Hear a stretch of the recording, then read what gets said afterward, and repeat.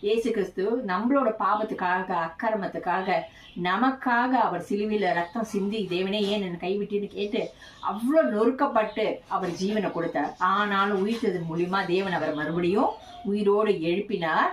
தேவனை துதிக்கு புது பாட்டு நம்ம ரட்சகர் நம்மளுக்கு வந்ததுனால. அது இன்னொன்னு என்னன்னாக்க, மனுஷங்க நம்ம எல்லாருமே பாவங்கிற ஒரு சேர் இதை பாருங்களேன், பயங்கரமான குழியிலும் முளையான சேர் எப்படி இருக்கும்? சகதி சொத சொத சொத உள்ள கால் போச்சுன்னா இழுத்துக்கிட்டே போகும். ஒரு மனுஷன் சேத்துல விழுந்துட்டான்னா அவனால வெளியில வரவே முடியாது. அது மாதிரிதான் பாவங்கிற சேருல இந்த அநியாயமான உலகத்துல, பாவமான உலகத்துல ஆசைகள், இச்சைகள், அடிமைத்தனங்கள், பிசாசின் கட்டுகள், சாப பாப கட்டுகள்ங்கிற சேர் குழியில நம்ம மனுஷங்க நம்ம மாட்டிக்கிட்டு இழுத்துக்கிட்டே போகரிச்சே, பாவமே செய்யாத இயேசு கிறிஸ்து வந்து என்ன பண்ணாரு? நம்மள பயங்கரமான குழியிலும் முளையான சேரும் என்னை தூக்கி, நம்ம ஒவ்வொருத்தரையும் தூக்கி அவரை நம்புறவங்களை இயேசு கிறிஸ்துவ சொந்த ரட்சகரா ஏற்றுக்கொண்ட